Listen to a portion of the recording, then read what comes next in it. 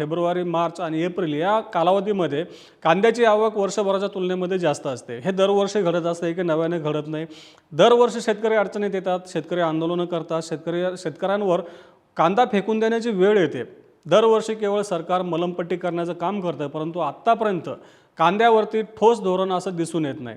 मध्यंतरी सरकारनं कांदा धोरण समिती स्थापन केली, परंतु त्या समितीचं पुढे काय झालं, काय मिटिंगा झाल्या, त्या समितीनं काय शिफारसी केल्या, बरं या समितीचं कामकाज सुरू आहे की नाही हे देखील कळायला मार्ग नाही आहे। कांदा उत्पादकांच्या अडचणी वाढलेल्या आहेत।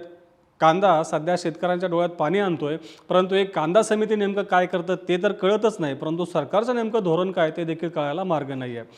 आता अनेक आमदारांनी तसंच काही मंत्र्यांनी देखील मागणी केली होती की कांद्याला सरकारनं हमीभाव जाहीर करावा, परंतु सरकारचं नेहमीप्रमाणे उत्तर असतं की कांदा हे नाशवंत वस्तू आहे, नाशवंत शेतीमाल आहे आणि नाशवंत शेतीमालाला हमीभाव जाहीर करता येत नाही। त्यामुळं कांद्याला हमीभाव जाहीर करता येणार नाही आणि कांद्याची गत ही अशीच राहणार असं एकंदरीत सरकारच्या धोरणावरून दिसून येतं। आता कांद्याला जर हमीभाव जाहीर केला तर किमान एक आधार असेल की नेमका या दरापेक्षा कमी दरात कांदा विकला जाऊ नये। मध्यंतरी छगन भुजबळ यांनी देखील पत्र लिहिलं होतं की 2250 रुपये किमान भाव एक ठरवावा आणि त्याच्या खाली बाजारभाव गेले तर शेतकऱ्यांना मदत करण्यात यावी।